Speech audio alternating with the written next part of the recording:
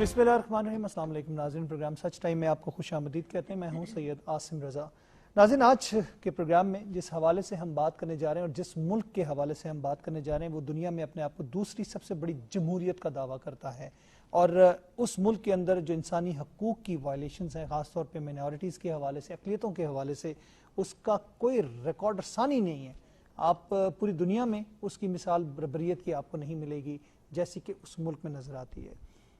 हम बात करें भारत की, जो कि अखंड भारत का ख्वाब देखता है और हिंदुत्वा के तहत आजकल जो कुछ हो रहा है वहाँ पे, वो भी एक अपनी मिसाल आप है, जो मिनॉरिटीज़ के साथ आजकल सलूक किया जा रहा है। लेकिन हम स्पेशली आज बात करने जा रहे हैं, जहाँ मिनॉरिटीज़ की बात करते हैं, तो ऑपरेशन ब्लू स्टार की, जो कि तारीख़ का बदतरीन दाग है इस मुल्क, इस जमहूरियत के नाम के ऊपर, यानी कि भारत के चेहरे पे एक स्याह दाग। सिख कम्युनिटी के लिए एक बहुत बड़ा अलमिया का दिन था। और जब हम बात करते हैं ऑपरेशन ब्लू स्टार की, तो इंदिरा गांधी उस वक्त की वज़ीर आज़म के अहकामात के ऊपर ये मिलिट्री फोर्सेस भारत की, उन्होंने ये कंबाइंड ऑपरेशन किया था, जिसमें हेलीकॉप्टर्स, टैंक्स, आर्टिलरी और फौजियों ने अटैक किया। और मकसद ये था कि जो सिख सेपरेटिस्ट जमात के लोग थे, जो कि उस गुरुद्वारे में, उस जगह पर मौजूद थे, उनकी एक होली प्लेस के अंदर जहाँ पे गोल्डन टेम्पल में वो लोग मौजूद थे, उनको वहाँ से निकाला जाए, उनको मारा जाए। निकाला जाना तो नहीं बल्कि मारा जाना कहा जाए तो बेहतर है। और हज़ारों की तादाद में सिख जो कम्युनिटी के लोग थे या सेपरेटिस्ट थे, उनका मस्कर किया गया, उनका जेनोसाइड। ख़ास तौर पे जब हम बात करते हैं कत्ले आम इस बड़े पैमाने पर, उसकी मिसाल नहीं मिलती। पाकिस्तान, डेफिनेटली पाकिस्तान में भी सिख कम्युनिटी मौजूद है और हर साल इस 3 से 8 जून के दरमियान ये ऑपरेशन हुआ था। इस पे एहतजाज पूरी दुनिया में सिख कम्युनिटी करती है, जबकि पाकिस्तान में भी स्पेशली इस पे एहतजाज होता है। क्या डायनामिक्स हैं इस जमहूरियत को जो दावा करने वाली एक बहुत बड़े मुल्क के जो एक असल हकीकत है उसको देखा जाए तो क्या दावा करते हैं ये लोग कि पाकिस्तान के ऊपर हमेशा इल्ज़ामात लगाए जाते हैं और पाकिस्तान के हवाले से मुख्तलिफ बातें की जाती हैं, लेकिन ख़ुद उनकी तारीख़ ऐसे बदतरीन वाक़यात से भरी हुई है। मैं तारुफ कराता चलूँगा। हमारे साथ स्टूडियो में तशरीफ़ रखती हैं रोमीना खुर्शीद आलम साहिबा, पाकिस्तान मुस्लिम लीग नून की आप एमएनए भी हैं, आपको हम खुशामदीद कहते हैं। उनके साथ तशरीफ़ रखते हैं अज़ीम चौधरी साहब, सीनियर सहाफ़ी हैं, तज्ज़ियाकार हैं, कॉलमिस्ट हैं, आपको भी हम खुशामदीद कहते हैं। और हमारे साथ टेलीफोन लाइन पे हमें ज्वाइन करें गोपाल सिंह चावला, जनरल सेक्रेटरी पाकिस्तान सिख गुरुद्वारा प्रबंधक कमेटी, चेयरमैन पंजाबी सिख संगत भी हैं। गोपाल, आप क्या समझते हैं कि जो भारतीय सेकुलरिज्म की बात की जाती है और जमहूरियत की बात की जाती है, दुनिया की बड़ी दूसरी जमहूरिया की बात की जाती है, ये स्याह तरीन दाग जो ब्लू स्टार ऑपरेशन था, उसको आप कैसे देखेंगे? गोल्डन टेम्पल का जो वाकया था। सबसे पहले तो मैं सच चैनल का बहुत मशहूर हूँ कि वो आज इस दुख की घड़ी में हमारे साथ हैं और हमारी जो बात है, हमारा जो प्रोटेस्ट है, वो पूरी दुनिया तक आपके चैनल के जरिए पहुंच रहा है। तो जो ब्लू स्टार ऑपरेशन इन्होंने किया था, वो इंडिया की मैं समझता हूँ कि सबसे बड़ी नाकामी थी, क्योंकि हमारे महबूब लीडर संत जरनैल सिंह खालसा पिंडरांवाले ने यह कहा था कि जिस दिन इंडियन गवर्नमेंट दरबार साहब पे अटैक करेगी, उस दिन ही हमारे खालिस्तान के नींव पत्थर जो है वो रखा जाएगा। और फिर उन्होंने तो ये किया कि उस वक्त जब इन्होंने दरबार साहब पे अटैक किया तो हमारे सिर्फ 155 लोग अंदर थे, 155, और जो फौज थी उसमें कई हजार, 34 से 35 हजार फौज शामिल थी जिन्होंने दरबार साहब पे अटैक किया था। मगर उस वक्त के जो लोग थे, जो हमारे खाड़कू जिसको हम कहते हैं, लड़ने वाले जंगजू थे, वो सिर्फ 155 थे, बाकी वैसे अवाम थी। और जुल्म इन्होंने इतना किया कि जो गुरुद्वारे का सरोवर साहब है वो लाशों से भर गया था, खूनो खून हो गया था। और 155 उन खाड़कुओं ने 9000 इंडियन फौज को मार दिया था उस वक्त। मगर इन्होंने जो बाद में जुल्म किए, फिर घर से लोगों को निकाला, औरतों के साथ ज्यादतियां की, बच्चों को कत्ल किया, और इवन के टायर जला के लोगों के गलों में डाले गए। तो ये दिन हम कभी भी नहीं भूल सकते। और अगर कोई कहे कि इंडिया में जमहूरियत है तो ये सरासर गलत है। और उस वक्त की जो हुक्मरान इंदिरा कुट्टी थी, उसने میں کہتا ہوں کہ انڈیا کا جو پیچھے یا آگے جو تھا اس کا بیڑا غرق کر دیا. معذرت کے ساتھ گوپال، میں یہ بھی کہوں گا کہ انشاءاللہ ان قریب لنگوسٹکلی میں کچھ چیزوں کے اوپر باؤنڈ ہوں، معذرت اس کو ہمیں دیکھنا ہوتا ہے. ہماری دوبارہ اٹھ گئی ہے ان قریب. میں ایز اے سکھ اپنے خالصتان کے بارے میں یہ کہوں گا کہ انشاءاللہ خالصتان ضرور بنے گا، اور ایز اے پاکستانی میں یہ کہوں گا کہ ان قریب ہمارا کشمیر بھی بننے والا ہے. اچھا گوپال، یہ بتائیے گا کہ جب ہم بات کرتے ہیں کمیونٹیز کے حوالے سے، تو اس وقت تو ایک شدت پسند قیادت وہاں پہ موجود ہے. آر ایس ایس کے ریپرزینٹیٹو نریندر مودی، جو کہ چائے والا اور جس کو بچر آف گجرات کا خطاب بھی ملا ہوا ہے، وہ وہاں پہ موجود ہیں. اس وقت سکھ کی بات نہ کریں، آپ عیسائیوں کی بات کریں، ان کے اپنے دلت کی بات کریں، مسلمانوں کی بات کریں، کوئی بھی محفوظ نہیں ہے وہاں پہ. کشمیر کے اندر جو مظالم ہو رہے ہیں اس کو بھی دیکھا جائے تو صورتحال وہی نظر آتی ہے. تو آپ سمجھتے ہیں کہ جمہوریت نام کی ہے، باقی سب کچھ وہاں پہ ایک ایسا نظام ہے جو کہ کالے قانون پہ مبنی ہے، جو چاہے جس کو مار دے، کوئی پوچھنے والا نہیں؟ دیکھو جی، میں اس پہ تو یہ کہوں گا کہ سب اتنے پریشان ہیں کہ وہاں پہ ہمارا اپنا جو مذہبی کیلنڈر ہے، جس کو ہم نانک شاہی کیلنڈر کہتے ہیں، ہم پہ اتنے وہاں پہ اب بھی مظالم ہیں کہ ہم اپنے کیلنڈر کے ذریعے زندگی نہیں گزار سکتے. جیسے ہمارے مسلمان ویر ہجری کے مطابق، جیسے کرسچن عیسوی کے مطابق زندگی گزارتے ہیں، ہمیں وہاں پہ نانک شاہی کیلنڈر کے مطابق زندگی گزارنے کی اجازت بھی نہیں. گوپال ہمارے ساتھ وہاں پہ جمہوریت کیسے کہہ سکتا ہے؟ رومینہ خورشید عالم صاحبہ موجود ہیں، جو کہ ایم این اے ہیں، پاکستان مسلم لیگ نون سے، ریپرزینٹ کر رہی ہیں کرسچن کمیونٹی کو بھی، مائنورٹی سے ہیں. رومینہ، کس طرح آپ دیکھتی ہیں اس وقت ہم بات بھارت کی کر رہے ہیں، جو کہ اپنے آپ کو اکھنڈ بھارت کا خواب دیکھ رہا ہے. آج یہ وہ دن ہے جس میں وہاں پہ سکھ کمیونٹی کے اوپر وہ مظالم ڈھائے گئے جو کہ رہتی دنیا تک وہ یاد رکھے جائیں گے. بدترین داغ ہے ان کے اوپر. کرسچن مشنریز کے ساتھ جو کچھ ہوتا رہا وہاں پہ اگر آپ دیکھیں، اور آج بھی لوگ محفوظ نہیں سمجھتے اپنے آپ کو، تو کیسے وہ دعویٰ کر لیتے ہیں اپنے آپ کو کہ دنیا کی دوسری بڑی جمہوریاں ہیں وہ؟ سب سے پہلے تو میں سچ چینل کی شکر گزار ہوں کہ ہمیشہ ایسے سبجیکٹس جو کہ بہت اہمیت کا حامل ہوتے ہیں، آپ ان کو ریز آؤٹ کرتے ہیں اور ان پہ بات کرتے ہیں.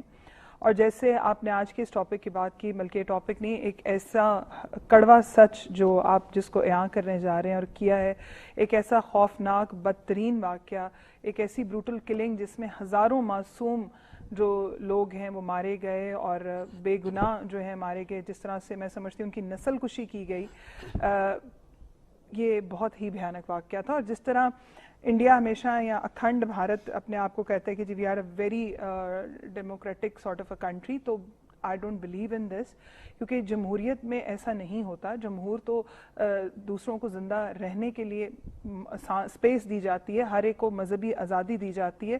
اور وہاں پر اگر ہم دیکھیں تو بہت ساری اب تو ریسرچ جو ہیں وہ موجود ہیں، جن کے اندر بہت سارے لوگوں نے ان چیزوں کو اپنی ریسرچ کے ساتھ، اپنی ڈاکومنٹریز کے ساتھ، ویڈیوگرافک، جیسے کہ آج کل ہر چیز جو ہے وہ سوشل میڈیا کے اوپر اویلیبل ہوتی ہے، بہت ساری ایسی ویب سائٹس ہیں جن پہ بتایا جاتا ہے کہ کیا کچھ ظلم کی انتہا ہو رہی ہے. اور جس طرح اپنے ابھی دلت جو ہیں ان کا ذکر کیا، تو ان کے مطابق بھی ایک ہفتے کے اندر تقریباً 13 کے قریب جو لوگ ہیں وہ قتل کیے جاتے ہیں.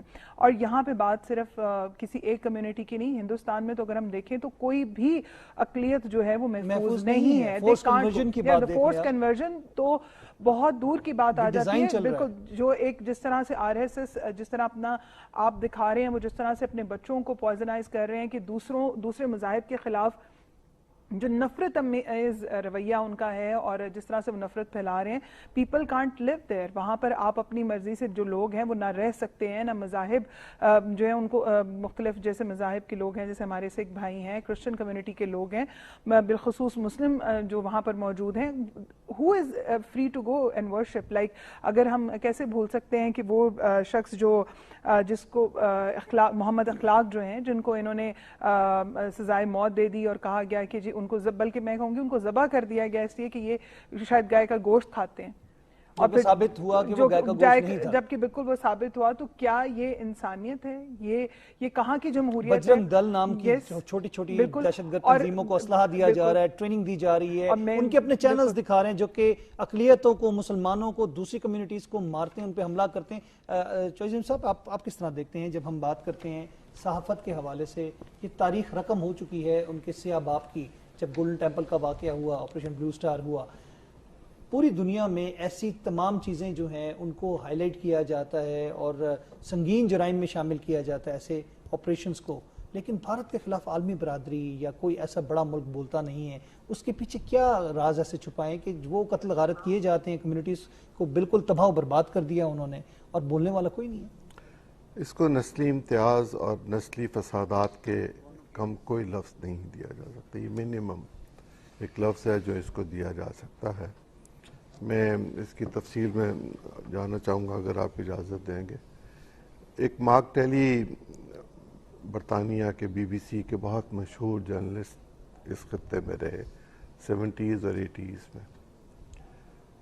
انہوں نے 84 کے اس واقعے کے بعد گولڈن ٹیمپل کے نام سے ایک کتاب لکھی اور اس میں اس کی پوری تفصیل موجود ہے. یہ تقریباً 250-300 صفحات پر مشتمل ایک کتاب ہے اور مارک ٹیلی کا نام اتنا بڑا ہے کہ اس پہ کوئی شبہ نہیں ہو سکتا. اور پھر بی بی سی کا اگر ریفرنس آ جائے تو بالکل شبہ نہیں. بہت زیادہ مثلا یہاں مجھے یاد ہے پی این اے کی تحریک میں اگر مارک ٹیلی نظر آ جاتا تھا تو لوگوں میں خوشی ہوتی تھی کہ اب خبر ٹھیک جائے گی، یہ اطمینان ہوتا تھا.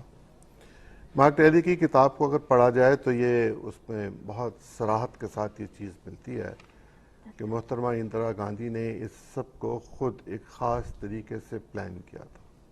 براہ راست ان کے احکامات کے اوپر یہ کام ہوا تھا. وہ تو الٹیمیٹ ہوا نا. نہیں، انہوں نے اس کے جو پورا ایک طریقہ کار تھا وہ بھی انہوں نے خود طے کروایا تھا.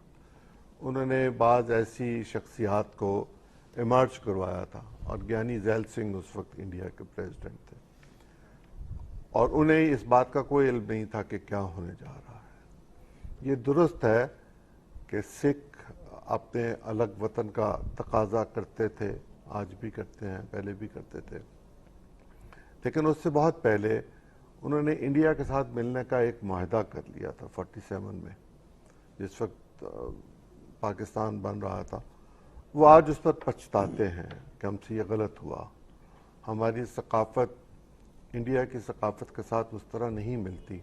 اور پھر یہ کہ حسن عبدال اور ننکانہ صاحب پاکستان میں موجود ہیں اور جو سکھ یہاں نہ آئے وہ ایسی ہے جیسے ہم کعبہ نہ جا سکیں اور ہم اس سے محروم رہیں. ان کے لیے بہت عقیدت احترام ہے. وہاں جو صورتحال پیدا ہوئی وہ کوئی ایک دن میں نہیں ہوئی تھی. وہاں لوگوں کو کڈنیپ کر کے پہلے قتل کیا جاتا تھا. اس میں عورتیں بھی تھیں، اس میں بچے بھی تھے، اس میں سکھ قائدین بھی تھے. پھر کرفیو لگایا گیا تھا اور کرفیو لگا کے اس کو چاروں طرف سے گھیرا گیا تھا. اور پھر جس طرح یہ گوپال کہہ رہے تھے کہ وہاں پر حوض جو تھا وہ خون سے بھر گیا. مجھے اتفاق ہوا وہاں جانے کا، دیکھنے کا اس جگہ کو. وہ ویسی تو نہیں ہے جیسی وہ تباہ شدہ تھی، لیکن آپ وہاں جائیں، لوگوں سے بات کر کے دیکھیں تو ابھی بھی آپ کے رونگٹے کھڑے ہو جاتے ہیں کہ وہاں پر ظلم و بربریت کیا ہوا. یہ کوئی انڈیا میں ایک دفعہ نہیں ہوا. یہ حیدرآباد میں جب مودی صاحب وہاں چیف منسٹر تھے تو وہاں بھی ہوا، مسلمانوں کا قتل عام کیا گیا. گجرف گجرات کا خطاب ان کو اسی لیے ملا. بالکل. وہاں ایک صاحب تھے جن کا نام جعفری صاحب تھا. یہ رکن اسمبلی تھے اور کانگریس ان کا تعلق تھا. تو لوگ ان کے گھر میں پناہ لینے کے لیے، خواتین اور بچے ان کے گھروں میں آ گئے تھے اور انہوں نے 200 مختلف لوگوں کو فون کیے کہ بچوں اور عورتوں کو کچھ نہ کہو، جو کہنا ہے مجھے کہو. اور پھر جب کوئی صورت نہ بن سکی تو جعفری صاحب خود باہر آئے. تو جعفری صاحب کے ہاتھ کاٹے گئے، ٹانگیں کاٹی گئیں، پھر ان کو مار دیا گیا اور پھر اس کے بعد عصمتیں لٹیں، بچوں کو بالکل قتل کر دیا گیا. درندگی کا ایک عالم تھا. وہی جو گولڈن ٹیمپل بلو سٹار والا جو وہی سب کچھ جو ہم ٹرین کی صورت میں بھی دیکھتے ہیں. ڈائنامکس گوپال کو چینج ہو جاتے ہیں. باقاعدہ فوج استعمال نہیں ہوتی اب تو. وہاں پہ باقاعدہ انہوں نے اپنے غنڈے پالے ہوئے ہیں اور اسٹیٹ گینگسٹرز انہوں نے رکھے ہوئے ہیں اور جس سے وہ